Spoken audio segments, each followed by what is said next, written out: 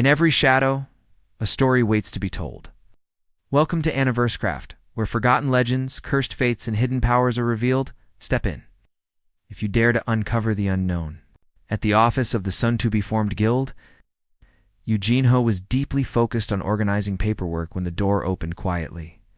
He looked up, startled to see Sung Jinwoo stepping in, his presence calm but his clothes slightly torn, evidence of a recent battle. "You've been working hard," Jinwoo remarked with a faint smile. Ho blinked in surprise, then quickly stood up. "Hungnim, you look beat up. What happened?" Jinwoo brushed it off. "Just got out of a gate. She said we needed money to start." "The guild, right?" He placed a bundle of glowing greater magic cores on the table. Ho's eyes widened. He cleared a high-rank gate. "Incredible. With this, we won't have to worry about paying employees' salaries." Jinwoo tilted his head slightly. "Employees?" Jinwoo laughed nervously.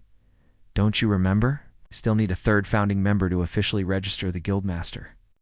Vice master, and one more."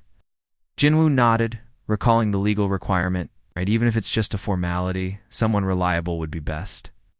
But Ho wasn't done. "There's something even more important," he said with a sparkle in his eyes. "We haven't picked a name for the guild yet." Jinwoo raised an eyebrow. "I thought you said it was important." Ho protested. "A guild's name is its identity." After a brief pause, Jinwoo offered, "How about Solo Play Guild?" Ho stared at him, stunned. "Hyungnim, your naming sense is terrible." Before the conversation could continue, there was a knock at the door. Ho went to check. In the moment the door opened, both he and Jinwoo were struck speechless. Standing at the threshold was S-rank Hunter Cha-hin. Jinwoo blinked. "Hunter Cha, why are you here?" "I came to join your guild," she said. Calmly, Jinwoo couldn't believe what he was hearing. "I'm sorry, what?" she repeated. "I want to join your guild."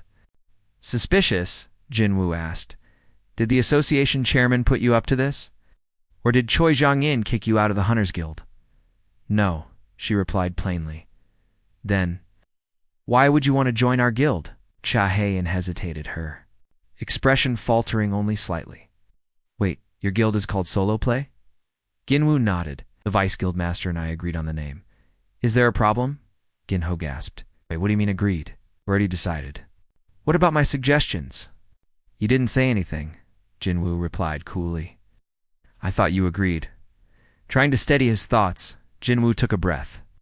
Something felt off. Despite her composed appearance, her heartbeat and breathing betrayed her tension. She's trying to appear calm, he realized, but she's hiding something. He pressed further. "Has it even been 2 years since your awakening? You're still under contract with the Hunters Guild, aren't you?"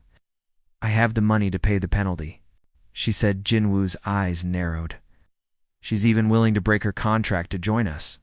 "We don't have the resources to offer you anything close to your worth," said. "I don't need a signing bonus," she replied simply. Jinwoo stared at her. "Why are you going this far? There's nothing for you to gain here." A moment, Cha-hin's thoughts drifted inward. "At first I was simply drawn by his scent. It was curiosity. But even when I told myself not to worry, even when I had no time to think, he was the only light in this dark world. I was afraid, nervous, and I even thought I might die." Her cheeks flushed slightly. "I can't say it. How do I even tell him? Just, I hope you'll be by my side until the end."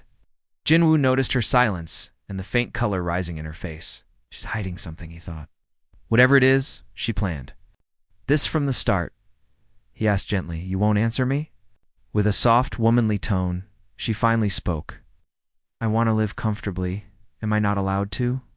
Jinwoo paused. "No, that's not it." Ho leaned in, whispering to Jinwoo. Imagine how hard it must have been for her to say that. Inwardly, Jinwoo reflected. She's still just 22, the burden of being an S-rank hunter, especially after what she endured in Jeju. "I understand," he said aloud. "But our guild does have one requirement before joining." Hunter Cha's brow furrowed. "That wasn't in the recruitment. Notice it's a new policy. Our vice guildmaster must have forgotten to include it." Jinwoo turned to Ho. Go out and get some drinks and snacks for our guest. Hae-in looked him in the eyes. What kind of test is it?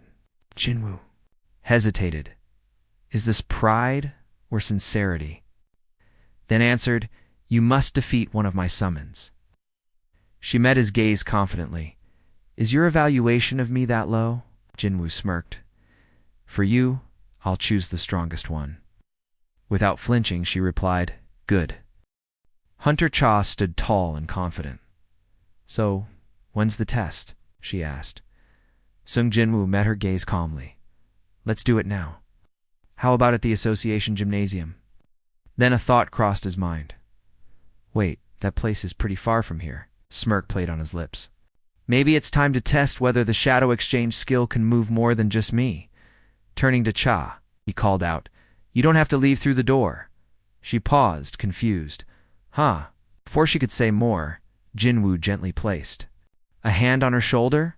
There's an easier way to get there. We'll have to stick close. Is that all right? A faint blush crept across Hunter's cheeks. She gave a small nod. Yeah. With that, Jinwoo activated the skill. The shadows surged beneath them, cloaking their bodies in a swirling darkness. A split second later, the two vanished into the abyss. Not long after, Ginho returned to the room with snacks in hand, only to stop mid-step. One of Jinwoo's shadow soldiers was standing there, silent and unmoving. Jinwoo blinked in surprise as the minion casually reached out and snatched one of the snacks from his hand, then started eating it. Meanwhile, inside the associations, gymnasium shadows stirred before Sung Jinwoo and Hunter Cha materialized out of nowhere. Cha's eyes widened. How? Jinwoo remained silent, but thoughts ran wild in his mind. So I was right. Shadow exchange acts like a teleportation gate. And if I can bring someone along with me, then the possibilities, he smirked. With just this skill, I could go anywhere in the world. Breaking his train of thought, he looked at her. Let's begin. Cha suddenly hesitated. I left my weapon at home. Jinwoo grinned. That pickaxe? Cha shot him a look. No. He chuckled. Just joking, she added. It's fine. There should be a few decent weapons in the storage room. She headed into the weapons storage area. This place is used by hunters, so there are some spares. They're not top quality, but good enough for sparring. Her eyes scanned the room until they landed on a long sword. She took it in hand. Jinwoo raised an eyebrow. Are you okay with that one? It's not your usual weapon. Cha's voice was steady. Monsters don't care what weapon we use. Why should I? Jinwoo nodded silently. She's right. Still, I can't just summon any regular soldier. They'd be torn apart in seconds. He called forth Igris, the Crimson Knight. Turning to Cha, is Igris. Best swordsman among my shadows.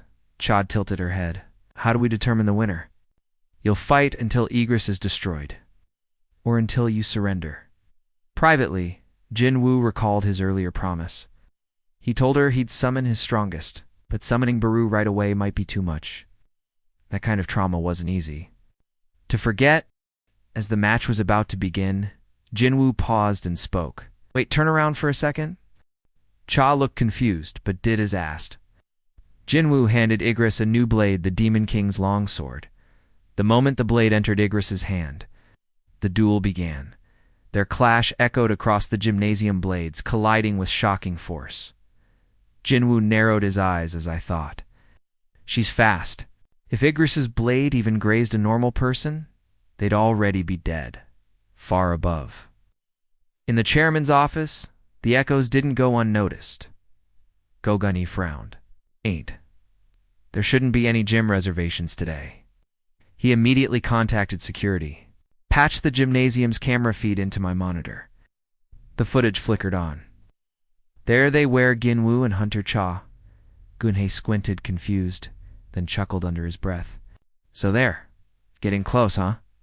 He picked up the phone again. Turn off all cameras in the gymnasium. Log today as a routine inspection. Meanwhile, back in the gym, Igris was launched across the room, crashing into the wall defeated. Caught her breath, sword still in hand. That Black Knight. Was he really your strongest? I thought you said you'd summon your best. She stepped forward, determination in her eyes. Please, summon him. Jinwoo hesitated. You might get hurt. I'll be fine, Cha insisted. I want to fight him again. Jinwoo froze. You knew? I saw him, in person, and I've seen the videos too. There was no point hiding it anymore. Jinwoo summoned Beru. The air changed instantly. Pressure filled the room. Even Cha broke into a sweat, Beru's aura washing over her like a tidal wave. Jinwoo turned toward her. Are you sure you're ready? Like the story? Smash that like, hit subscribe, and join the journey. Don't miss the next epic chapter. Until then, stay strong and keep chasing your destiny.